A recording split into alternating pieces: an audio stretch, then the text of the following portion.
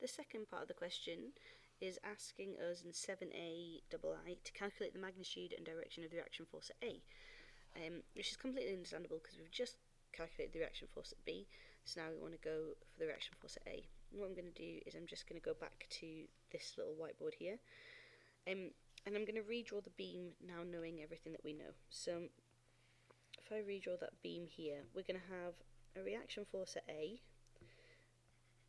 and that is going to be at some angle.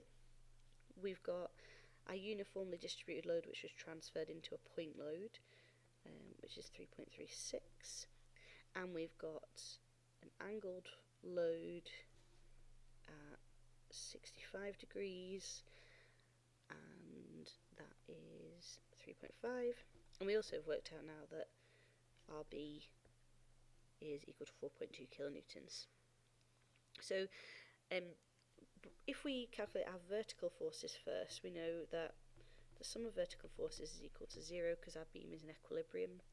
So the sum of what's going up has to be equal to the sum of what's coming down.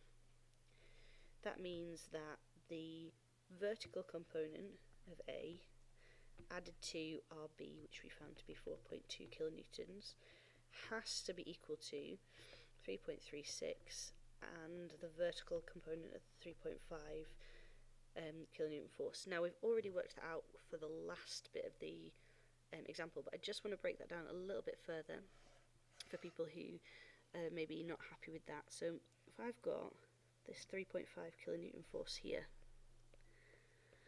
that can be split into its vertical component and its horizontal component, and we're given that this angle here is 65 degrees.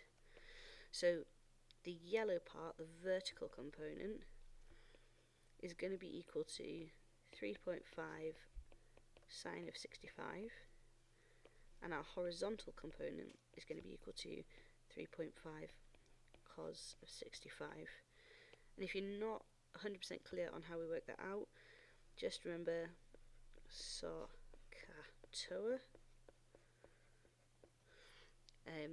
We've got the opposite and we've got the hypotenuse for the vertical, so we're using sine. We've got the adjacent and hypotenuse edges for the red, the horizontal, so that's why we're using cos there. For this we just need the vertical component, so I'm going to pop in 3.5 sine 65. That's nice and straightforward. I can rearrange that. So my vertical component of A is equal to 3.36 added to 3.172 odd minus 4.2, and that gives me the answer 2.33, etc. Now I store that in my calculator at A so I can use it again later, but you should be fine to use that without the additional decimal points. Just always better to store that so you've got it, and I just label that I'm storing that at A. Now I'm going to want to resolve horizontally. We know that the sum of our forces horizontally has to be equal to 0 because this is in equilibrium. So my sum of forces going to the left is going to be equal to my sum of forces going to the right. And from this, what you should be able to see straight away is that I've actually misdrawn RA, because I have got a horizontal component of this force going towards the right, so RA is going to have a horizontal component going towards the left to balance that out. And so what I'm going to do just now is I'm going to redraw this so it's not going to confuse us. So my RA is going to have to be acting here. That'll hopefully help us when we get to resolving. So going to the left then has to be my horizontal component of A, and going to the right, what I have is my horizontal component of 3.5, which I've said over here in the red already is 3.5 cos 65.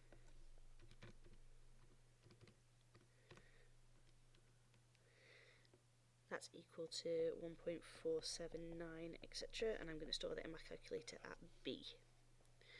Now, I've got my vertical and horizontal components of RA. So what I want to do is work out the magnitude of RA and the angle it's acting at. So if I redraw RA for us here, and say this is our angle theta, I'm just going to change the colours to make it easier. I know that VA here is 2.33, and I know that HA here is 1.47, etc.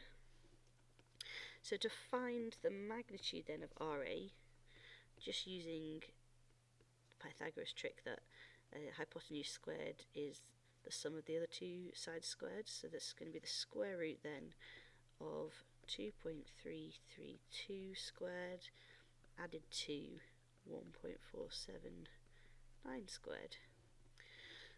Popping that all into my calculator.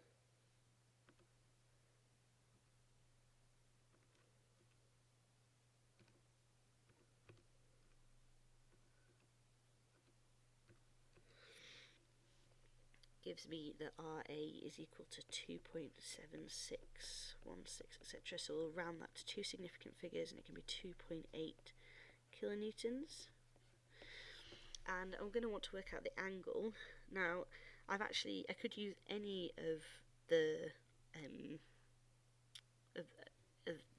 I could use any function for trigonometry now. I could use sine or cos or tan, but I'm going to use tan because I know as well that I've already worked out the opposite and the adjacent sides, and if I was to say that there might have been an error in my calculation there, just makes a little bit more sense for me.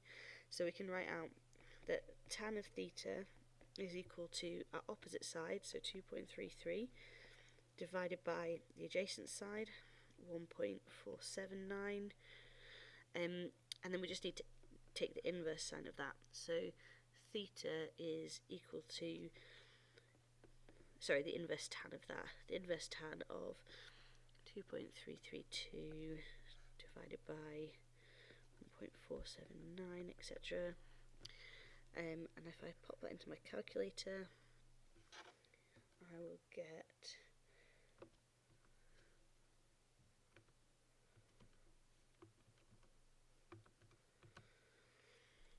57.614. So again, rounding that, theta is 58 degrees, and that's two significant figures. Now, I'm not the neatest at my handwriting and working these things out, but I think that's fairly logical to follow. If your writing is less clear than mine has been here, it might serve you well for your marker to write that out again. So to say RA is equal to 2.8 kilonewtons at 58 degrees, two significant figures, and that would mean that your marker can really clearly see that you have got the correct answer from your working.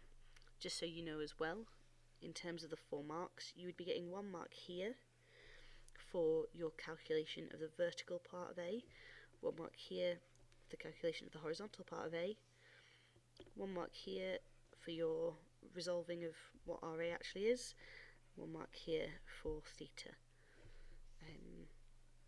Now the next bit of this question goes on to ask us about roles, responsibilities and impacts.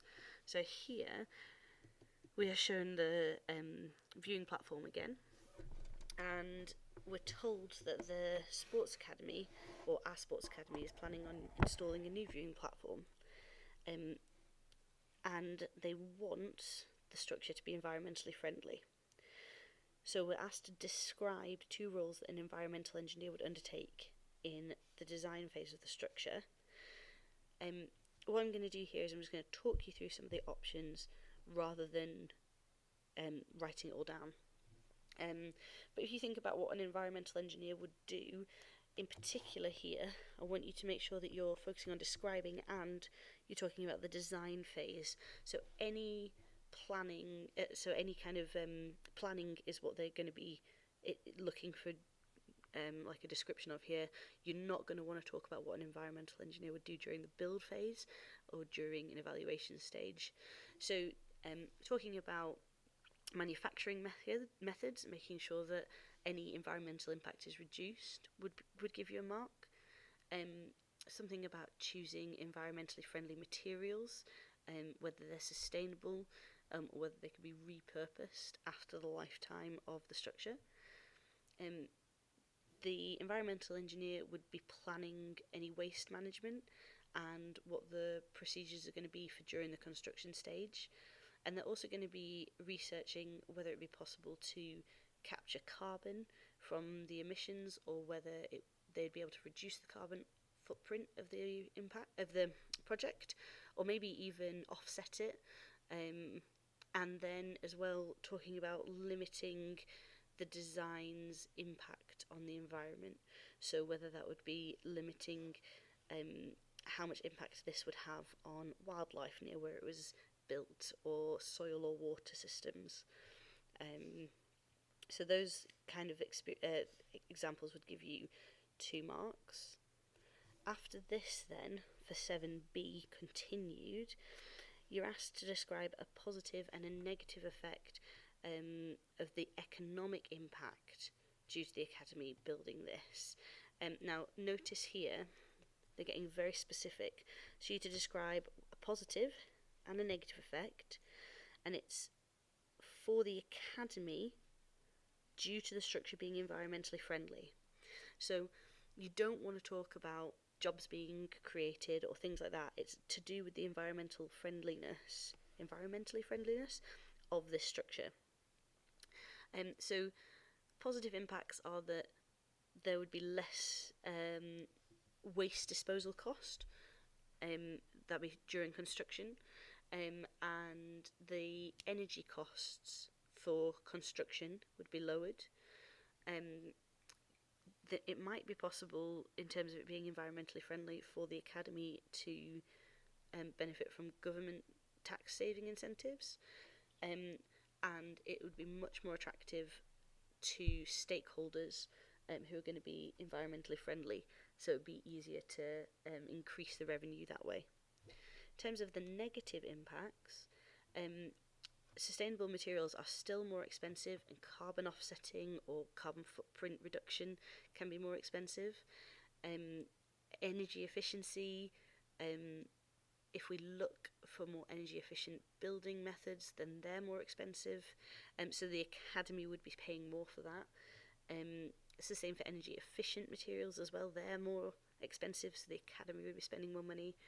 And the upfront cost of building this could be higher, so that any environmentally friendly legislation is being met.